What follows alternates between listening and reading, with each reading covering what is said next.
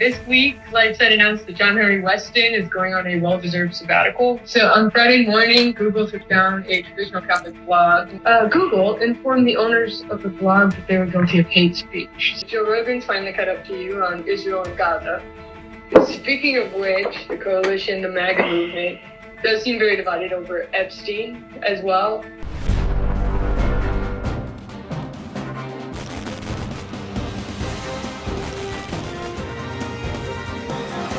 Here we go. This week, LifeSite announced that John Henry Weston is going on a well-deserved sabbatical, or some code.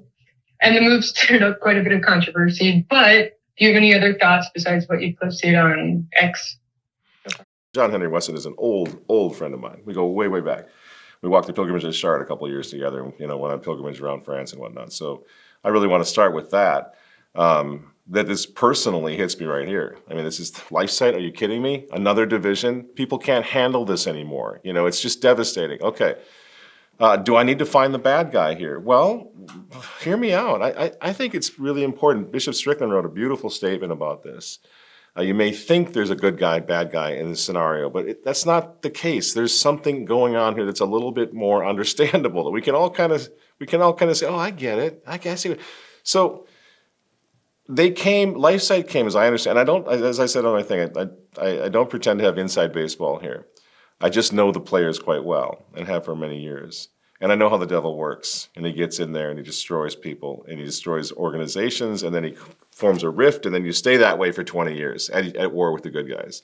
So I used the example when I was in police academy of, having it really drilled home by professors that when you're called to a domestic dispute and you walk into an apartment or a house and a man and woman are at each other's throats, and you think, well, obviously the man is bigger than the woman. I'm going to get in there and do something to stop this guy. I'm going to cuff him. I'm going to take him down.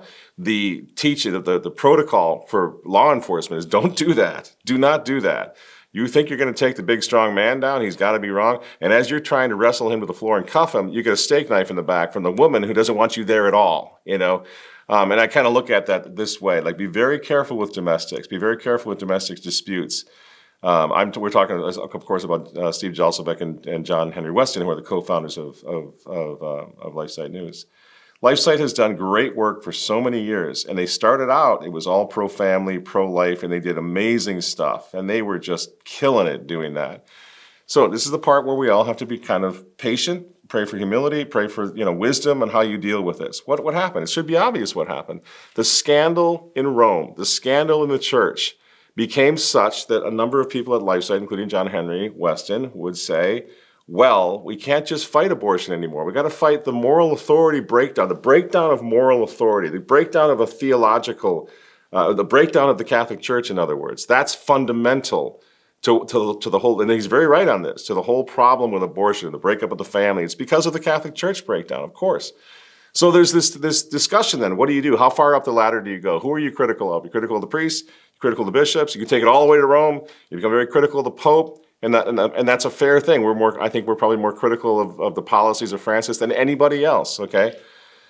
So basically, as I see it, half of the LifeSite crew said, well, this is really daunting and it's confusing for our donors. They're not used to being critical of the Pope. They're not used to LifeSite being at odds with the Vatican because obviously if you're in the pro-life movement, you're relying on the Vatican. They're one of the strongest pro-life movements in the world, powerhouses in the world at the level of the United Nations and so forth. So this is a very legitimate thing to say for one half of a company to say, man, I don't think we want to be doing that. It's confusing our donors. This does not make them the bad guys. Everybody has to choose what hill they're going to die on. So as I see this thing at LifeSite, you had a number of people at LifeSite, including John Henry, who were pushing it in a direction that had to do with more of a Catholic counter-revolution at the level of the Vatican, at the level of Vatican II, at the level of liturgy. And there was a large contingent of donors and people on the staff of LifeSite who said, wait a minute, let's just stay what brought us here because now the numbers are not looking good. We're going down. Our people don't understand what this is all about. We want to go back to what we were doing before, pro-life, pro-family, pro-God, right? I think that's a perfectly legitimate debate. And I can speak from personal experience. I've told the story many times how my father had to leave his own birthright, basically thrown out of his family newspaper in 1967 when I was 1 year old, because of the same sort of difference of opinion. It's exactly the same, in fact, The Wanderer, which is the family newspaper that had been going 100 years at this point, was always staunchly in favor and in defense of the papal teachings, in defense of the social teachings of the popes, right? That was how they had the authority to speak in the world for 100 years against modernism, by relying on the popes. Something changes at Vatican II. Suddenly the Wanderer, my father, was saying, no, we got to go look at Vatican II. We got to look at the popes. We've been infiltrated. They breached the walls. The modernists have gotten into our own church. Well, this was a very confusing moment for my uncle, who was partnered with my father, for the readership at the time. And so my father said, you know what I have to do? I have to leave my family newspaper, which is my birthright. I am the editor-in-chief. And I have to go off and start the Remnant, which is going to be in a completely different vein, a different way of fighting this now that the revolution has taken it up to a different level. But the thing is, I grew up in the spirit of, well, there were people who thought that obedience to the Pope, obedience to the council, that's a Catholic thing to do. That half of my family said that. You have to obey the church. You have to obey the council. You have to obey the popes. My father said, no, you can't. You have to, this is a difference. It's a crisis now. Both sides are fundamentally Catholic in a normal world, in a real world, in a good scenario, right? And so there was this massive division. And so I kind of grew up realizing that not everybody is the devil incarnate for not seeing how to fight this thing. The devil incarnate, the devil, the forces of hell, are the ones that are blowing everything up at the top, the ones that are blowing up the church, the ones who are bringing in gay marriage and bringing in abortion and all of these things. How the Catholic warrior fights it, there's room for a little bit of dispute and disagreement on that. Sometimes people just don't see it. Like, oh, how can we possibly oppose the Pope? Where we go then? You know, it's a very confusing time, in other words. So I would say my only contribution to the LifeSite civil war now is just don't take sides on this. You know, John Henry's a resourceful guy. He's already going off. He's starting some his own kind of a thing. He'll be fine. He'll fight the way he wants to fight. And leave, I would say, don't take LifeSite and sort of throw it off to the left, like make it the enemy and neutralize it and just say, okay, we're done with you. When what they want to do is they want to be fundamentally Catholic in how they defend life and how they defend the family and how they defend homeschooling. These are extremely, extremely important issues. And so I'm 100% understanding of how this happened. And honestly, people go, you're a fence sitter, Michael Matt. No, I'm not a fence sitter. I see both sides. I've lived through it all my life, both sides of how to fight this thing. I would just encourage people not to vilify either side in this case. It doesn't have to be a really evil plot here. It's just a decision that was made at the level at the level of the business end of this thing. They were having trouble and they wanted to go back to the way things were. That's just fine. So people say, "Oh, they're putting money over truth." No, I run a business. We run a newspaper. You know how much it costs to publish a newspaper? You have to look at the bottom line. You're not selling out if you say, "Well, what can we do to make sure we don't go out of business?" Financially, we have to make sure we look at the bottom line as well, so you can continue to fight. You're not being bought. You're not being purchased. You're being prudent. You're running your newspaper. You're running your LifeSiteNews in a way that ensures, in your opinion, in your mind, the way you see it, that it will have the financial support to go on fighting for years to come the way you want to do it. There's room for discussion on how best to do that. I would beg you, please, unite the clans. Don't vilify LifeSiteNews. Pray for both sides. Honestly, we need LifeSiteNews. We need John Henry Weston and those guys to continue to do their thing. I would kind of leave it at that, because there is this problem where people get to the point where they say, well, I don't think Francis was the Pope anymore. And that becomes a very divisive thing. But there are good sides, just as there were there were saints on both sides of the Avignon captivity when the papacy was in France, and there was great division in Christendom, and there were saints on both sides. Well, I don't attack the state of a conscience. You know, if they in conscience believe that Francis or now Leo is not the Pope, that's for them, and I leave them alone. They do a lot of it, kind of going after me a little bit. But I think the crisis, the reason there's dispute over whether or not the Pope is the Pope, is because of the crisis in the church. It's because of the scandal at the level of the Vatican and how we, the small people, the little people, the sheep, how we react to that scandal is going to vary. It's going to be dramatically different. But we need in our minds to try to pray, to keep everybody together and understand everybody's trying to do the best they can to be truly Catholic, to preserve the faith. And some of these issues are not going to be resolved overnight, but we don't necessarily have to vilify those who don't see it exactly as we do. And I think there's some of that in LifeSiteNews. I've seen some of their people doing podcasts since basically saying one of the big issues was we began to wonder if Francis was the Pope. Okay, that's a hard thing. It's a crisis to come to that position in your own life as a media guy, as a journalist or whatever. And so we need to be patient. We need to have conversations. We need to pray for each other. And I think don't drive the wedge any further than it needs to. As I say, we need LifeSiteNews. We need both sides in this case to continue to fight. And that's where I stand on that. Okay, so on Friday morning, Google took down a traditional Catholic blog, Mesa in Latino. And we have something on the newspaper about this. But Google informed the owners of the blog that they were guilty of hate speech. So I'm sure you have a lot of thoughts on that. Well, you see what I mean? This is why we need each other. This is why we need to unite the clans, even if we don't have lockstep agreement with everyone on every strategic point, right? We need the largest body that we possibly can have and we can muster to resist this. This is an unbelievably scary thing that happened. This is quote unquote Catholic Italy. And Google just says, we're done, your hate speech. You're out. No due process, it's just the end. And it's a very legitimate blog. They have great sources in the Vatican itself. They're not bomb throwers at all. So you can see the writing on the wall.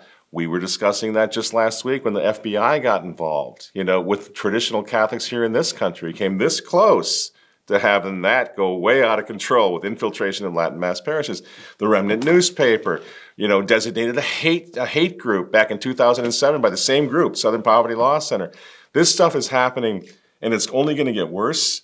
And everybody has to understand how serious it is, how close we are to all the major voices who are defending truth in the world, whether it's Missa in Latino or whoever it is, the Remnant, LifeSite, whatever. LifeSite up in Canada, I'm surprised LifeSite got away with as much as they did so far from operating up in having a base in Canada, having originated in Canada. I know they're in front row now, but in other words, the Canadian thing, I'm surprised that wasn't shut down a long time ago in Canada, the People's Republic of Canada.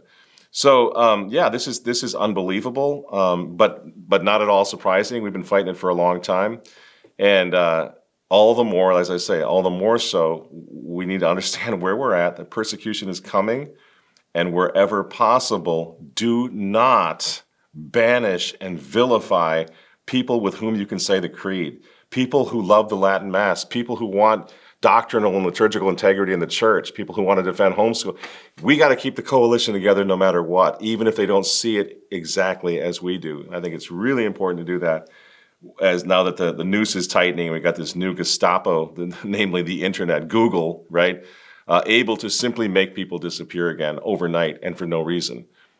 Stay together, unite the clans, absolutely essential right now to understand that. So last weekend, you covered the leaked Vatican documents regarding the questionnaire that formed the admitted basis for Traditionis Custodes. But this week, there's even more to that story. Here's Raymond Arroyo interviewing Diane Montagnier just yesterday. Diane, your Blockbuster exclusive last week revealed that, in fact, the bishops of the world did not have a problem with wide celebration of the Latin Mass in their dioceses.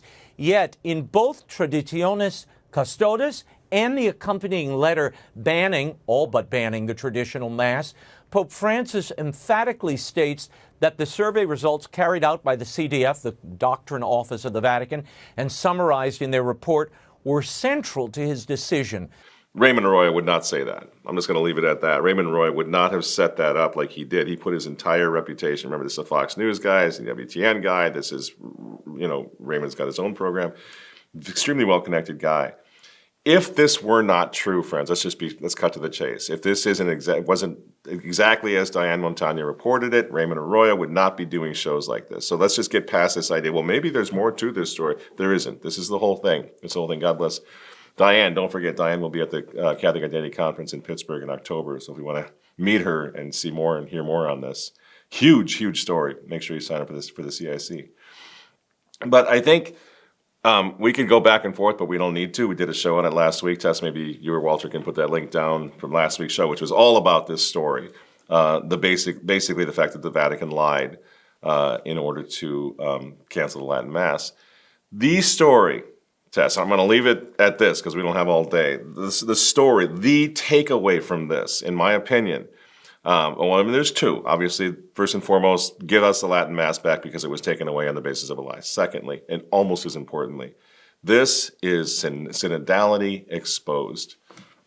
absolutely exposed, because at every level, whether it's blessing gay unions or having divorced and remarried Catholics come back to the sacraments, even though they're unrepentant, which we saw in Amoris Laetitia, all the dubia, Cardinal Burke, the four cardinals, what they were talking, what they were objecting to, on every single issue that the modernists, the progressives, the globalists inside the Vatican, especially over the past 12 years during the Francis Pontificate, on every issue that they want change, they tell the world they are listening to the people who are victimized, the people who need to have the church fulfill a more important role in their lives. The church is talking past them. All we're doing is listening to the voice of the people. We are the listening church. We are the accompanying church. This thing with Traditionis Custodes absolutely rips the mask off that. That is absolutely a lie. They do it every single time. We're only doing what we're told by the sheep. We are good and faithful shepherds doing what we're told. In this case, it's so much worse because the people who they're lying about are bishops, princes of the church, who said to the Holy Father, do not change this. It's going to cause more harm than good to get rid of the Latin Mass. We're perfectly content with it. Leave it alone. The majority of bishops said that. And yet in the spirit of synodality, the Vatican is able to say, well, the bishops have spoken, and we need to get rid of the Latin Mass now. That is a lie. And synodality does that time and time again. Believe me, I've been to every single, I covered as a journalist, every single synod in Rome on synodality. I've seen it. I've watched it. They set this thing up every single time. We're only doing what we're told. So I would encourage every blogger out there, every writer, every newspaper, when you talk about this story, say, okay, so much for synodality. It is absolute Barbra Streisand. It's not true. It's the same MO every single time. And this one is just like off the charts. As I say, guys like Raymond Arroyo saying, yep, they lied. And then they claimed that in the spirit of synodality, they had to act. And that's how synodality works. And that's why synodality needs to be rejected out of hand, Your Holiness. Okay, so shifting gears, Joe Rogan's finally caught up to you on Israel and Gaza. What they've done to Gaza is insane. It's insane. And if you can't see that, if you can't say that, and your response is, Israel has the right to defend itself. Like, what are you talking about? Against what? Children? Right. Against women and children that are getting blown apart? Against aid workers that are getting killed? Yeah. Like, what are you talking about? Like, we can't have a rational conversation if you're not willing to address that. It's insane, and no one wants to talk about it. Right, but if you do talk about it, you're anti-Semitic, which is so strange. Like, yeah. I don't know how they wrangled that. Yeah, I mean, and again, don't forget, Rogan had Trump on his show. Rogan was instrumental in getting Trump in the White House, so this is not a never Trumper, But Trump's, I mean, he's saying what we have been saying since the very beginning. This is not about October 7th. It goes back years and years and years and years. I couldn't believe he used those words. You're anti-Semitic if you criticize it. Your only response is Israel has a right to defend herself. It's just become so dumb. And I like to think that traditional Catholics now, which obviously this audience is made up a lot of traditional Catholics, that we would be like the first to be admitting now, with so many conservatives and so many Rogan types and so many people are saying, wait a minute, we can't justify this anymore, So Rogan is an honest, he's just saying what people have been saying for a long time. And I think it's really incumbent on traditional Catholics to say, this is simply not godly. This is not of Jesus Christ. This is wrong, right? And to acknowledge that Donald Trump is in a pinch. I mean, he's in the White House right now. One of his strongest backers, obviously, was the state of Israel. So if you really love Donald Trump, you can still kind of have a certain affinity toward him or a little sympathy toward him. That, he's got to do Israel's bidding at the moment because they were extremely instrumental in getting him in. And it doesn't make any sense. And it doesn't help to deny that. And it also it should be sort of challenging for us in a good way. Let's stand up and do the right thing. We saw him say of Israel that they don't know what the blank they're doing. He lost his temper at Israel. I still think if enough of us would get off our duffs and stop being little fanboys of Trump and like say the right thing and encourage him like Rogan's doing and Tucker's doing, like traditional Catholics should be right in there. Come on, what are you doing, sir? This has got to stop, I think that the situation maybe still could change, maybe not. I know a lot of people say there's no way. He's never going to change, not on Israel. Well, it's kind of looking scary right now because He's backing Israel on everything that they're doing. He's flip-flopping. He seems uncertain. He's going to send, more weapons. He is sending more weapons to Ukraine. And what you have there as a result is really the threat of breaking up that coalition. And you got to start asking yourself, what happens if the coalition falls apart? Those of you who are really excited about MAGA, what happens if it falls apart? Can you imagine the vengeance in which the Democrats are going to come roaring back? If that coalition falls apart, we have a vested interest right now, a la Dan Bongino, who's a Catholic guy. They forced him to lie about Epstein, and now he's like, man, I'm going to quit, threatening to quit, because he was so uncomfortable in that position of having to lie about Epstein. Okay, I think Bongino's an example of a guy who's going to do the right thing. Okay, let's all of us do the right thing right out of the gate. Speak your mind. Don't like boycott people like us who've been speaking our mind and I think speaking the truth about this right from the start. This is not an attack on you. It's not even an attack on Donald Trump. It's just trying to be truthful of what's going on in the world right now, especially in the Mideast. That's why we quote guys like Jeffrey Sachs. He's no friend of ours. He's no traditional Catholic, right? But he's speaking the truth about what's happening there. All of us should be forming a coalition of truth when it comes to what's happening in the Mideast. So maybe we can save that coalition. So maybe we can save our country and not have Israel just trash and destroy our country like they've been destroying the Middle East for years, for decades, right? That's the point of this. And I think somebody like Rogan, who had Trump on his show, he helped Trump get elected. For him to come out and say, wait a minute, what's going on here, is a really good sign of an awakening that something has to change over there. And as I say, traditional Catholics, guys, come on. We should be leading that charge. We know this is not justifiable. And speaking of which, the coalition, the MAGA movement, does seem very divided over Epstein as well. So it's been called the last straw by basically all the highest viewed conservative podcasters. Kind of MAGA or ex-MAGA. So let's get your reaction after these clips. Because what else could be the explanation for what is going on with the MAGA movement? And we have to confront this. We have to be honest about this. Left or right, don't be an idiot. The Epstein thing is a bridge too far, okay? It's just a bridge too far. Anyone that's not telling you that is lying to you. The Epstein thing is nuts. It's nuts that they put that woman in jail for sex trafficking to no one. You know, the trail of this entire thing it enrages me. It actually enrages me as an American. I don't think you're alone. And I do think, as someone who voted for the president, campaigned for the president a lot, I'm not attacking the president, but I think even people who are fully on board with, the bulk of the MAGA agenda are like, this is too much, actually. Yes. It's beyond insane. You couldn't try to hurt yourself worse. You couldn't try to discredit the FBI worse than what they've done. Pam Bondi, all of it. All those videos are saying, yeah, she's seen the videos. It's all coming out. And then now it doesn't exist. I mean, what? No one was closer in U.S. politics to Jeffrey Epstein than Donald Trump. Why did anyone think that Donald Trump was going to be the one to expose the Epstein network? Well, they were dupes. Now, again, you asked at the top of the show tonight, what I think about the breakup of LifeSite. Well, when I look at this too, it's sad, isn't it? I mean, there was such potential, and you can see people are really disillusioned. They've really had enough of this. And I like to think that maybe if we had held our ground on some of these issues early on, it wouldn't have had to get to this point. Because the reality is there's a problem with truth. And we have to insist with our political leaders. I mean, I always say we never saw Donald Trump as the second coming of Jesus Christ, the guy who was going to lead us out of bondage into the promised land. We just never saw that. Maybe we could talk about that at the end of the show tonight. But when they came out and basically stripped the Republican platform of most of the most meaningful Christian moral principles, the planks that had to do with the things that matter most to God and man, you began to see a fudging of the truth, a politicization of this conservative thing that I just couldn't believe it was happening. I know a lot of people in this audience couldn't believe it was happening. When they came out and said, well, Kamala Harris, she's Planned Parenthood and we don't like that, but we want abortion pills. We approve abortion pills, which is exactly what they said.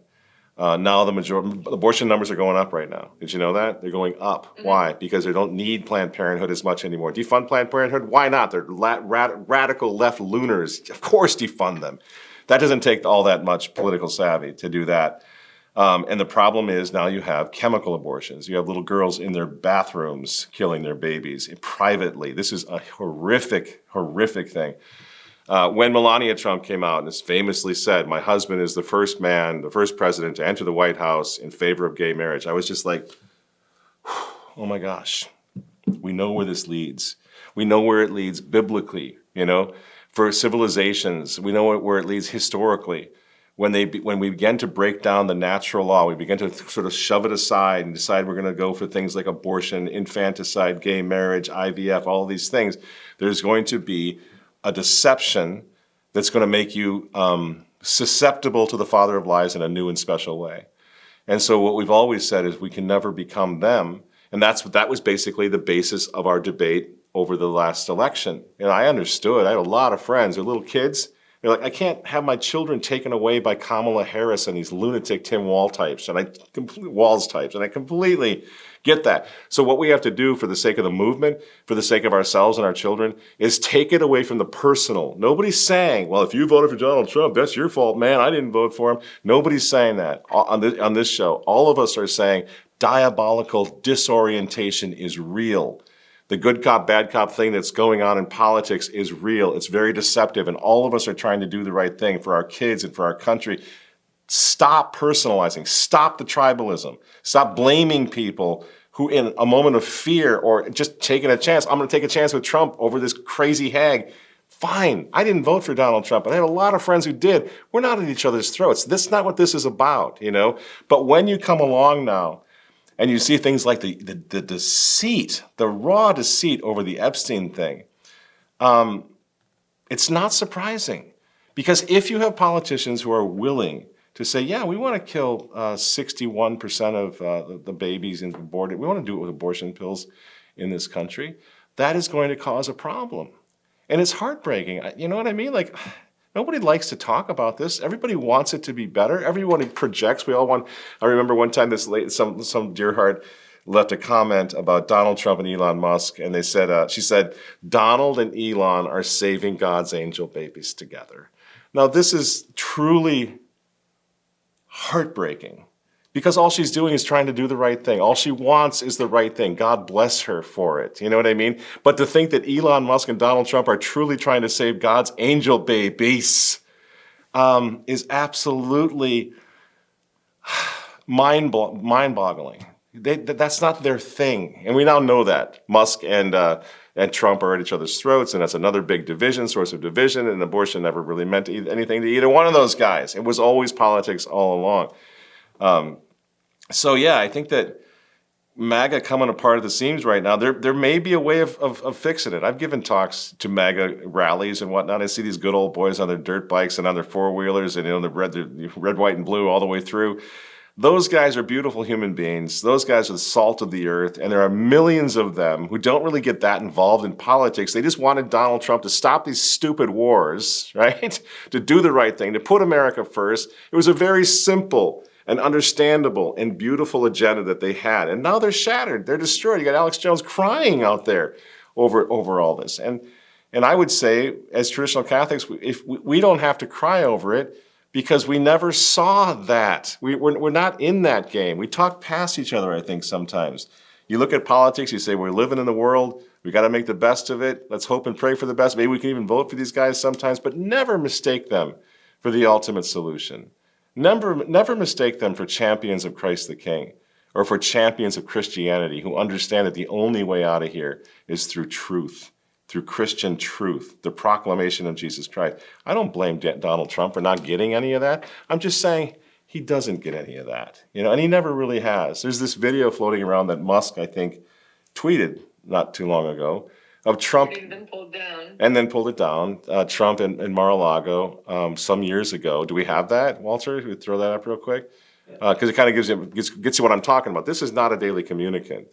Trump goes to greet 3 new guests, among them the financier Jeffrey Epstein. Come on in. Go inside. More than a decade before his guilty plea on state prostitution charges. Later in the footage, Trump is seen talking to Epstein and another man as women are dancing in front of them.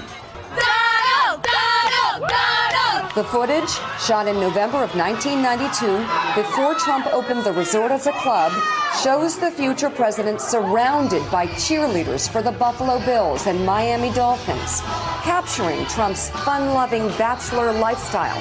Trump says something else into Epstein's ear that makes him double over with laughter. But as the president says now, he never liked Epstein. I was not a fan of his. That I can tell you. I was not a fan of his. You can see what that is. What if I was dancing around like that? What if I had a bunch of Buffalo Bills cheerleaders in here, you know, and we're checking out the attributes and whatnot, right? Now, I don't say this because I think we need to ergo condemn the man. I'm trying to say this to show you they're on the other side. Democrats, Republicans, they're all on the other side. If you have a truly Christocentric view of what we're supposed to do right now, how we're supposed to fight behind enemy lines, they're all kind of over there. One or two of them, like a Trump, may do enough good where we can kind of support that and hope for the best, but don't ever mistake them for the good guys. And now you have this deceit with the Epstein thing. Everybody knows it's a lie. Everybody's sick and tired of it. But if you're not a defender or a champion of the truth, you think you can bend the truth, as they're doing right now. And people are going to fall for it. Well, we're not going to fall for it, and lots of people are going to fall for it. So as disappointing as it is that MAGA is having this big civil war right now, I think it's a good thing. God bless America. That you have people. Do you think the Democrats would do this? Have you ever seen the Democrats turn against one of their own wingnuts like Al Gore or Clinton or Obama when he's blowing everything up, doing everything stupid? The Democrats are lockstep. Oh, he's perfect. Look what they did with Biden. He's in the White House farting dust. He's half dead. He's doing nothing. They're like, oh, he's a fantastic president. He's the best cognitively. He's right on. You see, that's how they work, right? And I'm really proud of the Americans and of these MAGA people that we just talked to who are saying, wait a minute, no, truth matters to us. We're going to fight, right? And that's all it ever was. That's what we were doing down here in the run-up to the election when we had our unfortunate, disagreement with a lot of our own friends, trying to defend truth as best we can, as everybody is. So I would say, if you want a little bit of hope, the cracks in the MAGA thing are actually kind of hopeful, because what it says is we're going to stand for truth. We're not going to be bamboozled and just treated like fools and lied to, even by our guy Trump, who we had a lot of hope in and we spent a lot of time and a lot of money supporting. I think that's a good sign. So that's where I would stand on the MAGA thing. Okay, so despite it all, you got hope? Yeah. Yeah, man. I mean, I'm not getting out of bed if I don't have any hope. Of course I have hope. And I would think, in closing, that on all these different stories, all these things, we need to have supernatural hope. And we're the ones who defend that. We still understand that theology. And I would say that there's a practical thing for us to mull over. I guess if there's any takeaway for viewers tonight, the practical part of this would be the idea of the small r remnant. I publish a newspaper called The Remnant, capital R. That's what my newspaper. I hope you'll subscribe to that, by the way. But it's based on the small r remnant, the remnant of Israel. St. Paul quoting Elias, a long, long time ago. This goes back a long way. Elias saying, they seek our lives. They have torn down our altars. We feel abandoned by God, and they seek to literally eliminate us. And God says to Elias, he says, I have left you 7,000. I have left you a remnant selected out of grace, right? I will protect that remnant. Now, those people who are part of that remnant of Christendom, remnant of believers, are not necessarily there because of their own incredible wits or intelligence or even holiness. They're selected out of grace, we read in Scripture in St. Paul and Romans. So what we do is we aspire to be part of that remnant. And I've tried this before, and it feels like the world is getting so crazy, people can't necessarily grasp these concepts anymore because we're afraid, and there's bombs going off, and people are killing kids and then eating them, and everything is so evil. But I do think it's important for us to think about that. Do we want to be part of the small r remnant or not? Now, you might not even be holy enough or good enough to be selected by God in grace to be part of that, but do we want to be part of that remnant? It's not an arrogant thing to say. It's a challenge. Will we be part of that 7,000 that God set aside? And if you're part of the small r remnant, politics, the two-party system, Republicans versus Democrat, it becomes almost trivial. And that's hard to hear, because then some people say, well, then you're just opting out of everything, man. You're just going to let the enemy crush you. They're going to win. The thing is, friends, if you truly pray, and if you work at it, and if you understand what it means to be part of that remnant of believers who are left over, you feel empowered and you feel strengthened. How is it that we keep getting everything right when it comes to Israel, Ukraine, the first Iraq war, the second Iraq war, COVID, the vaccinations? How is it that we on this show, right? I think most people would agree. Why are you guys always like ahead of everybody else? Well, it has nothing to do with this. It has to do with an appreciation for the remnant. The remnant has to follow different rules. The remnant has to be content without the big victories. We have to be content without the big heroes, right? So we look at a Donald Trump, we say, well, I see the failings, but maybe he can help the cause. And that's the terms. That's the caveat. That's what we were talking back in 2016. Maybe on some level, he can buy us a little time, you know? That's much different than saying he is going to lead us out of bondage into the promised land. He can't. So I'm not blaming Donald Trump. I'm beating up on Donald Trump. The small R remnant knows that ultimately keeping the faith, this is the thing that as I said so many times, God says he would save Sodom for 10 men. What are the 10 men of Sodom? 10 just men. The 10 just men of Sodom are the small remnant in that particular time, that particular area, those cities. The little remnant of people who have been faithful to God. He was going to save them. Our salvation is in an understanding, developing a spiritual and a theological understanding of remnant. What does it mean? It means we're not like them. It means we also are not going to have the big victory laps like sometimes they're going to have. They're going to have the big heroes who are changing the world, right? And beating everybody up and throwing bombs all, right? We're not going to have that. We're going to exist as this little group set aside who knows that our victory is in keeping the faith. And that's what I meant several shows ago when I said that all they care about is destroying hope in us, which means all we can care about, our top priority, is keeping hope alive. And that's a very different political agenda. So I'm not shocked. I'm not destroyed by what's happening with Trump. It's kind of falling apart a little bit right now. Humanly speaking, he was trying to do something, but I'm not shocked or surprised, nor am I depressed, nor am I without hope. It's like we're right back where we were. It's the same with Leo. People say, you're wishful thinking, man. You're trying to make Pope, Leo into something he's not. No, it's where we've always been.